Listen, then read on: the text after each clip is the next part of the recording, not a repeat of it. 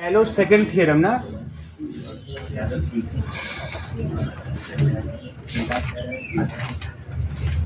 जो शुरू के इंफॉर्मेशन थे वो कल आप लोगों को मिल चुका होगा। जो लोग नहीं आए हैं वो देख लें।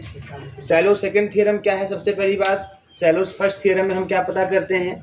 यदि ग्रुप का ऑर्डर फाइनाइट है, ठीक है, अगर ग्रुप का ऑर्डर क्या हो, फाइनाइट हो, फाइनाइट मान लीजिए कोई फाइनाइट नंबर हो और p to the power m p जहाँ प्राइम है यह ग्रुप के ऑर्डर को डिवाइड करता है और p to the power m plus 1 group के ऑर्डर को डिवाइड नहीं करता है, तो ऐसी स्थिति में ग्रुप G के पास एक सब ग्रुप जरूर एग्जिस्ट करेगा। कम से कम देयर एग्जिस्ट अ सब ग्रुप, कम से कम एटलीस्ट वन सब ग्रुप एक जरूर एग्जिस्ट करेगा जिसका ऑर्डर p के पावर m ही होगा।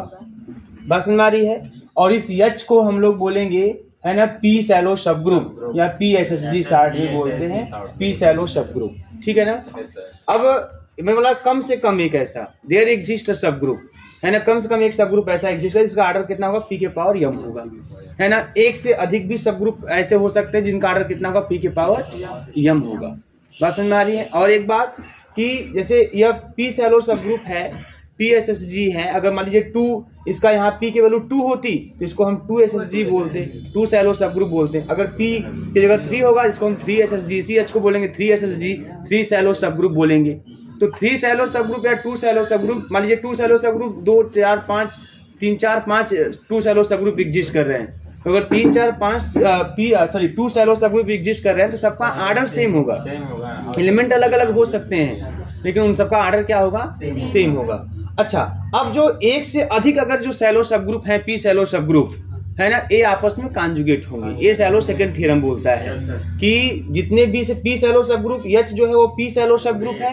अगर H जो है एक से अधिक है, ये p सैलो सब ग्रुप अगर एक से अधिक है, मान लो 2 है, H1 H2 करके या H और K करके, तो ये दोनों H और K आपस में क्या होंगे, कॉन्जुगेट होंगे। H K का कॉन्जुगेट होगा या K H का कॉन्जुगेट होगा। बात समझ में आ रही है? ये सैलो सेकंड थ्योरम कहता है। और सैलो थर्ड थ्योरम कहता है कि कितने बनेंगे, है ना। तो होगा कितने आदमी थे, कालिया वाला सैलो थर्ड थ्योरम वाला वो सिस्टम हो गया, है ना। हाँ वही ना, ऐसे ही टोना आ रहा है, कितने थे या कितने हैं।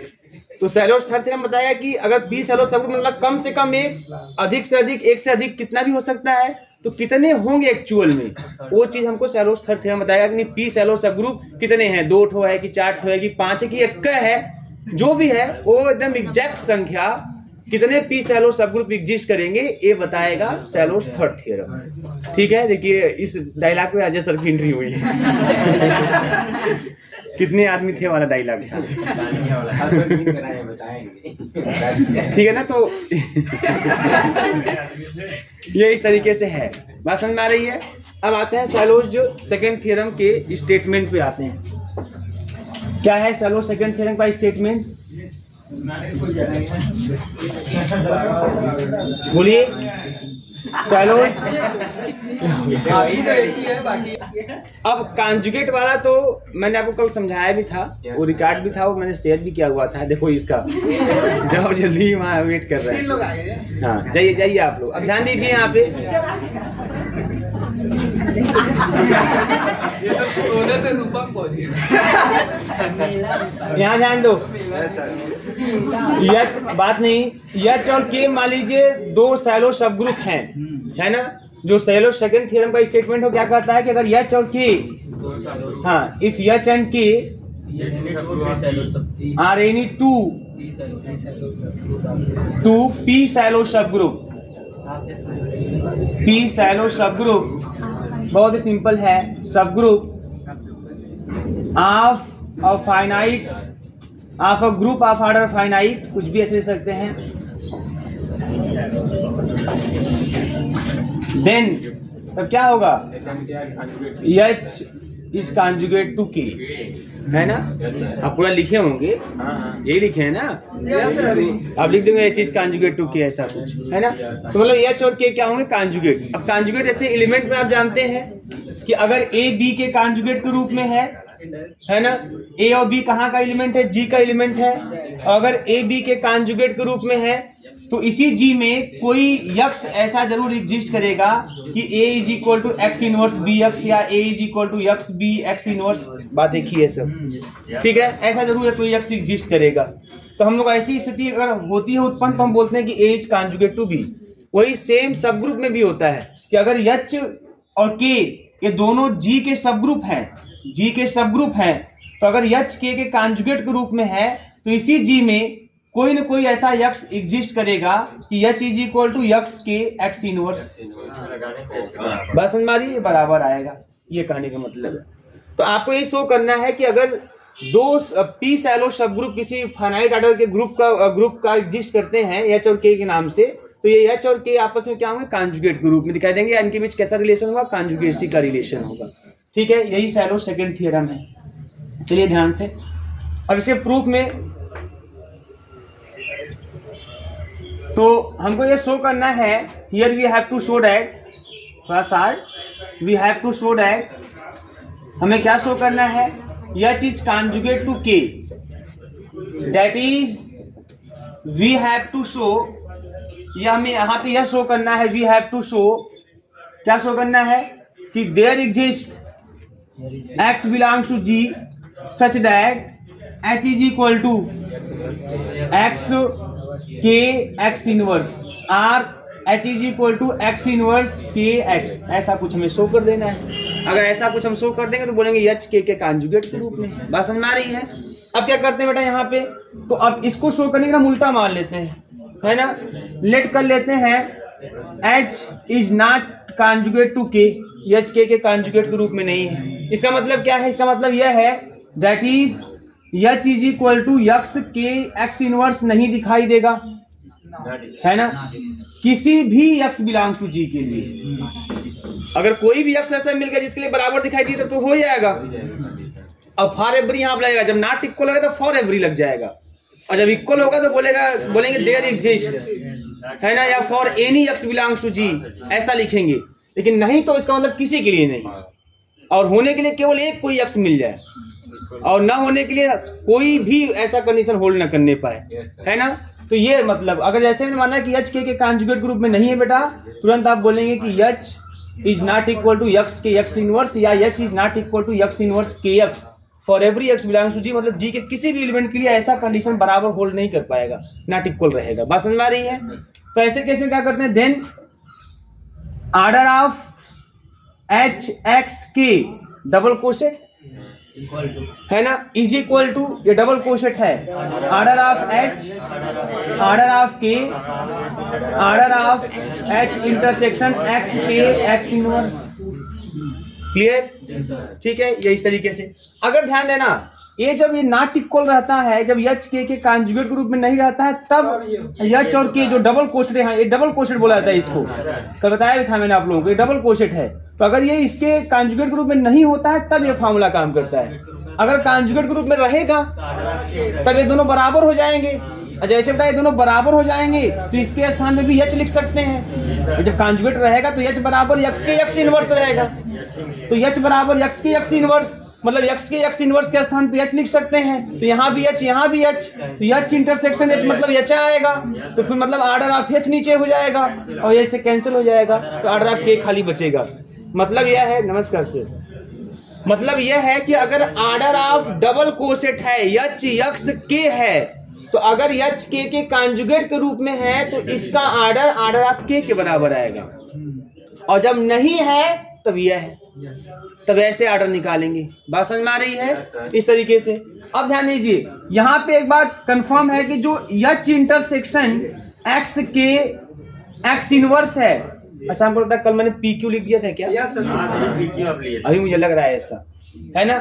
अगर h इंटरसेक्शन h के x इनवर्स है बेटा, ध्यान दीजिएगा, है ना, कोई दिक्कत नहीं, जो भी माने हुआ, ठीक है ना। तो ये किसके अंदर कंटेंट होगा, h के अंदर कंटेंट होगा, वो ध्यान समझिएगा यहाँ पे, है ना। h intersection x K x inverse h के अंदर कंटेंट होगा, क्योंकि मैंने कल बताया था कि अगर दो सेट A और B हैं तो जो उनका इंटरसेक्शन होगा A इंटरसेक्शन B, या A का भी सबसेट होगा, और A इंटरसेक्शन B जो है वो B का भी सबसेट होगा। तो इसका मतलब h intersection x K x inverse h का भी सबसेट होगा, है ना, और x के x इनवर्स का भी सबसेट होगा। तो हम उसमें से ले लेते हैं किसका सबसेट, h का सबसेट, बस दोनों का होगा, तो हम जरूरत के अनुसार h का सबसेट ले लेते हैं, ठीक है ना।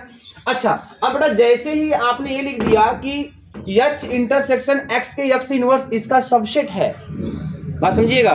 तो इसका मतलब ये हो गया कि जब ये क्या है हमारा, ये सब ग्रुप है ना, और ये इसका सबसेट है H intersection X K X inverse. देखो ये जो X के X इनवर्स है ना, ये भी पूरा सब ग्रुप है, ये एक्चुअल में X के ही है। X के X इनवर्स को अगर आप देखेंगे तो के ही है भाई। इसको हम थोड़ा सा घुमा फिरा दें, X इनवर्स के साथ ले लेंगे है ना, तो आपको आइडेंटिटी दे जाएगा। तो ओवरऑल आपको के ही देगा। तो के भी आपका क्या है, के भी आपका सब ग्रुप है, H भी सब ग्रुप है, इन दोनों का इंटरसेक्शन भी सब ग्रुप है। तो ए भी पूरा सब ग्रुप है और ए भी सब ग्रुप है। तो ध्यान समझिएगा, ए भी सब ग्रुप है और ए भी सब ग्रुप है। तो ऐसी स्थिति में अच्छा, अब ये जो H है, H जो है H G का सब ग्रुप है और A जो है ये भी सब ग्रुप है और H के अंदर कंटेंट है, तो ये भी इसका सब ग्रुप बन जाएगा। तो इस तरीके से A जो पूरा है वो G का भी सब ग्रुप बन जाएगा। बात समझ में आ रही है ना। अब देखो एक चीज और, यहाँ पे आप ऊपर लिखे नहीं है, वहां लिखे होंगे जब मैं कल लिखवाया था कि लेट जो आर्डर ऑफ H है, order of H is equal to क्या माने थे आप, P to the power m n, P to the power n माने थे, P का माने थे आप लोग PQ, and order of K is equal to P to the power n। भाई H और K दो P सैलो सब ग्रुप है। मैंने बोला जितने भी P सैलो सब ग्रुप होंगे सबका ऑर्डर सेम होगा, जितने भी 2SSG होंगे सबके ऑर्डर सेम होंगे, जितने भी 3SSG होंगे सबके ऑर्डर सेम होंगे, जितने भी PSSG होंगे सबके ऑर्डर सेम होंगे। तो order of H is equal to मान लिया P to the power n, order of K is equal to मैंने मान लिया P to the power n। Clear है। तो ऐसे केस में ये क्या है, ये भी सब ग्रुप है, वो भी इसका सब ग्रुप है। तो एक तरह से ये ग्रुप बन गया, ये सब ग्रुप बन गया।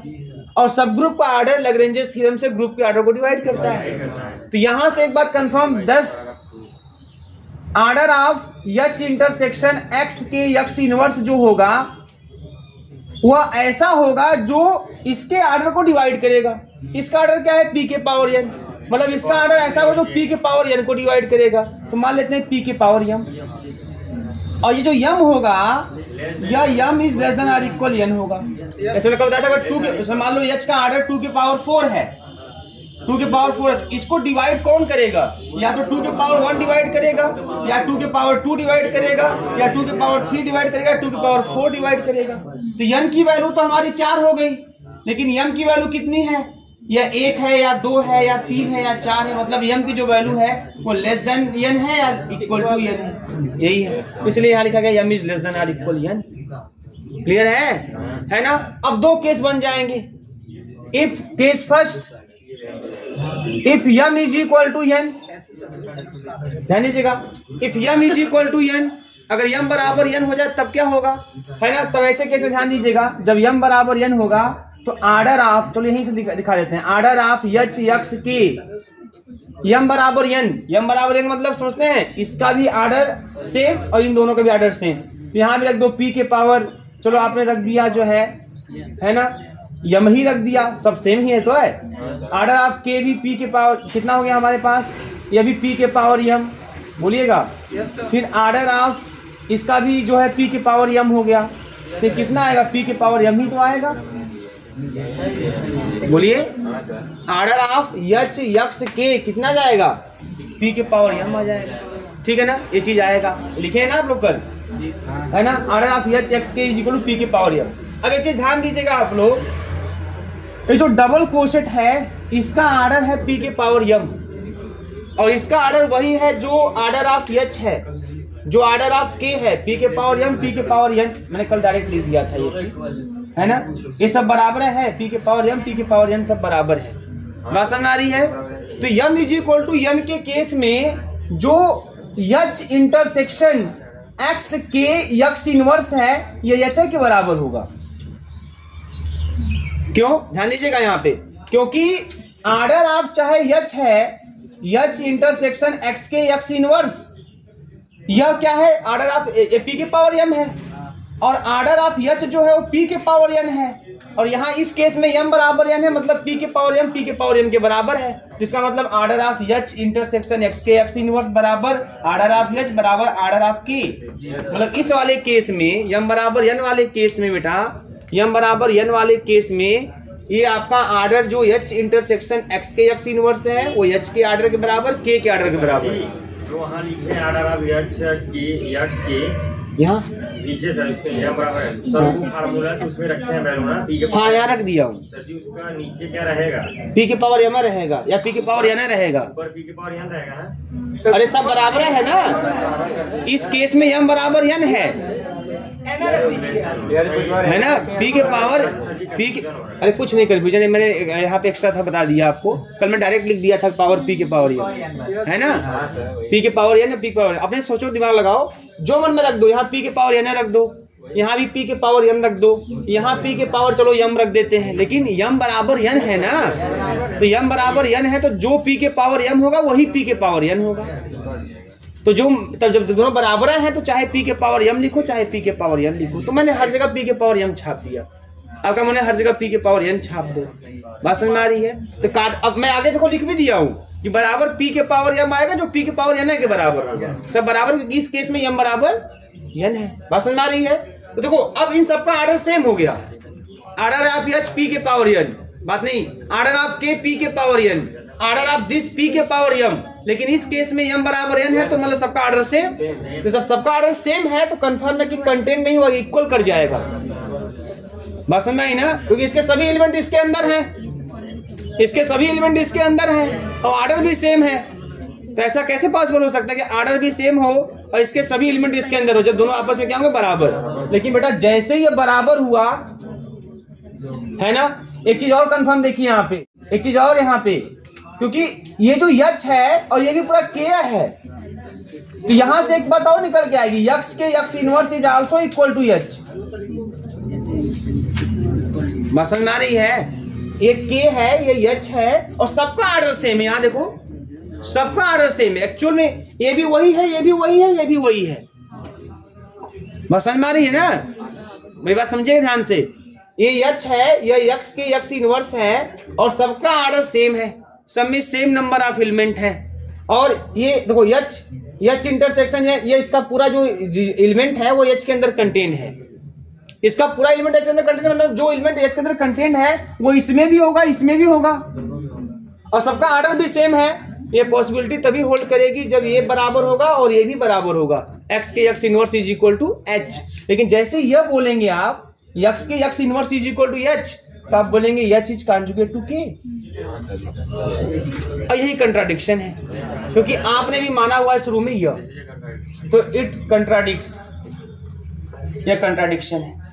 तो इस केस में आपको उल्टा रिजल्ट मिल गया। फिर हम केस सेकंड की बात करते हैं, है ना। केस सेकंड में क्या मानेंगे हम लोग कि m is less than n. ध्यान दीजिएगा यहाँ पे, case second, let m is less than n. ये दूसरा केस बेटा, अगर यम एन से लेस होगा तब कोई कटेगा उटेगा नहीं, तब पी के पावर एम अलग चीज हो जाएगा, पी के पावर एन अलग चीज हो जाएगा।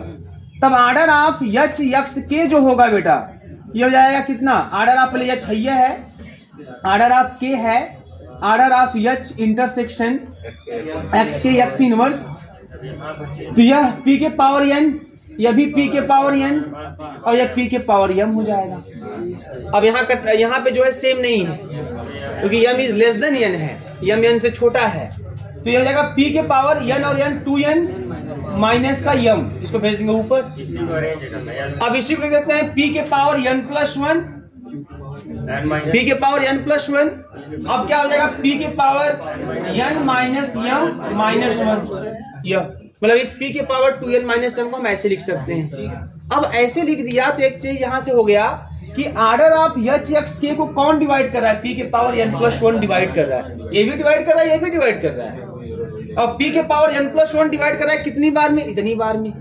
जैसे मैंने बताया कि आपको मान लीजिए है ना, ऑर्डर ऑफ एच है, यह 2 into 3 है, इसका मतलब इसको 2 भी डिवाइड कर रहा है कितनी बार में? 3 बार में, और 3 डिवाइड कर रहा है 2 बार में। बहुत सिंपल सी बात। तो इसका मतलब इस लाइन से कंफर्म हुआ कि p के power n plus 1 divides the order of H x के डबल कोसेट। ठीक है। अब देखो कोई नंबर अगर ऑर्डर ऑफ किसी कोसेट को चाहे कोसेट हो चाहे डबल कोसेट हो, डबल कोसेट है, अगर कोई नंबर अगर कोसेट डबल कोसेट के ऑर्डर को डिवाइड करता है तो कंफर्म है कि वहां जितने कोसेट बनेंगे ग्रुप के ग्रुप के जितने भाई एक्स है ना, तो एक्स को चेंज करते जाओ, तमाम डबल कोशेट बनते जाएंगे। तो ये जी एक्स का एलिमेंट है, जी का दूसरा एलिमेंट लीजिए, एक कोशेट और डबल कोशेट बन जाएगा। तो जी के एलिमेंटों को लेते जाइए, यहाँ रखते जाइए बीच में, और डबल कोशेट तैयार होता चला जाएगा। बात समझ में आ रही है? तो डबल कोशेट, जितने भी डबल कोशेट बनेंगे उसमें सभी डिस्टिंक्ट डबल कोशेटों को जोड़ दीजिए आप। तो उसके आर्डर को जोड़ दीजिए आप। आर्डर को जोड़ेंगे उसको भी यह नंबर डिवाइड करेगा, या सबके आर्डर को जोड़ दीजिए तब भी यह नंबर डिवाइड करेगा। बात समझ में आ रही है? और आप जानते हैं जब ऐसी स्थिति कि जब हर कोशेटों के आर्डर को जोड़ने पे भी ये नंबर डिवाइड कर रहा है, तो कंफर्म ये नंबर ग्रुप के आर्डर को भी डिवाइड करेगा। जैसे मैंने कल आपको एग्जांपल दिया भी था कि 1 - 1 i माइनस आई ले लें। आज फुर्सत है, आपके पास समय है, आराम से बात करिए। यह चीज इक्वल टू 1 - 1 है, तो अब मैं कितने कोशेट बन जाएंगे? 1 × h 1 - 1 है ना, -1 × h दूसरा कोशेट -1 और 1, और i × h i minus i, और -i × h -i और i, ये 4 कोशेट बन गए। इस ग्रुप के सॉरी सब ग्रुप के आर्डर को है ना 2 डिवाइड कर रहा है, तो ये 2 जो है इसको भी डिवाइड कर रहा है। देखो आर्डर आप 1 × h को भी डिवाइड कर रहा है, इस कोशेट को भी डिवाइड कर रहा है। यह 2 जो है इस कोशेट के आर्डर को भी डिवाइड कर रहा है, 1 × h -1 × h को। यह 2 जो है इसके भी आर्डर को डिवाइड, सबका आर्डर 2 ही है ना, तो डिवाइड तो करवे करेगा। आर्डर ऑफ i × h को भी डिवाइड कर रहा है। यह 2 जो है आर्डर ऑफ -i × h को भी डिवाइड कर रहा है। बात समझ में आ रही है? अच्छा, इतने ही नहीं, इन सबका आर्डर 2 है, इसका भी आर्डर 2, इसका भी, सबका आर्डर 2 है, इसलिए 2 सबको डिवाइड कर रहा है। इन सबके आर्डर को जोड़ेंगे भी तो 2 + 2 + 2 + 2 आएगा 8, और ये जो 2 है जो इसका आर्डर है यह 8 को भी डिवाइड करेगा। इतने ही नहीं, अगर डिस्टिंक्ट वाले को ले लो आप, डिस्टिंक्ट 2 ठो मिलेगा, तो 2 + 2 4 आएगा। इस 4 को भी कौन डिवाइड करेगा? 2 डिवाइड करेगा, है ना। और इतने ही नहीं, जब इतना सब कुछ हो रहा है ना, तो ग्रुप आर्डर कितना है? 4 है, तो उस 4 को भी 2 डिवाइड करेगा। बात समझ में आ रही है? और जो काम कोशेटों पे, जो नियम कानून कोशेटों पर लागू होते हैं, वो डबल कोशेटों पर भी लागू होते हैं। मतलब अगर p के पावर n बेटा है ना, अगर p के power n order of h x k को डिवाइड कर रहा है, तो ऐसी स्थिति में अगर p के power n + 1 order of h x k को डिवाइड कर रहा है, तो कंफर्म है कि p के पावर n + 1 डिवाइड करेगा summation x belongs to g order of h x k। ऐसी x आप लेते जाओ, कोशेट बनाते जाओ, डबल कोशेट, और उन सबके आर्डर को जितने बनते हैं उन सबके आर्डर को जोड़ते जाओ, उसको भी p के पावर n + 1 डिवाइड करेगा। अगर p के पावर n + 1 हर कोशेटों डबल कोशेट को डिवाइड कर रहा है, यहां तक कि p के पावर n + 1 हर डबल कोशेट के है ना आर्डर के सम को भी डिवाइड कर रहा है, तो ऐसा p के पावर n + 1 जो है वह आर्डर ऑफ ग्रुप को भी डिवाइड करेगा। अभी आपने एग्जांपल देखा, लेकिन यहाँ फिर मैटर फंस गया, क्योंकि p के पावर n + 1 है ना, जो अभी आर्डर ऑफ h आपने माना था p के पावर n, और आपने बोला था कि PSSG है, आपने बोला था PSSG है। तो PSSG तभी एग्जिस्ट करता है जब p के पावर n ग्रुप के आर्डर को डिवाइड करे, लेकिन p के power n + 1 not divides the order of group. ठीक है ना, तो p के power n + 1 divides order of group, again contradiction. कैसे कंट्राडिक्शन फिर हो गया? क्योंकि order of h order of k आपने माना था p के पावर n, और ये h और k जो है वो PSSG हैं। और सैलोस फर्स्ट थ्योरम कहता है कि अगर p सैलोस सब ग्रुप एग्जिस्ट करता है और जिसका आर्डर p के पावर n है, तो कंफर्म है p के power n divides the order of group, but p to the power n + 1 does not divides the order of group. तो उस हिसाब से इसको डिवाइड नहीं करना चाहिए, लेकिन ये कर गया, तो अगेन कंट्राडिक्शन। तो ये सब हर केस में हमको उल्टा रिजल्ट मिल रहा है। इसका मतलब कि आपने माना ही गलत है, आप शुरुआत ही गलत किए हैं। शुरुआत में गलत किए हैं, आपने शुरुआत में माना है कि h और k कॉन्जुगेट नहीं है, hence h is conjugate to k, है ना, काम खत्म। यही है सैलोस सेकंड थ्योरम।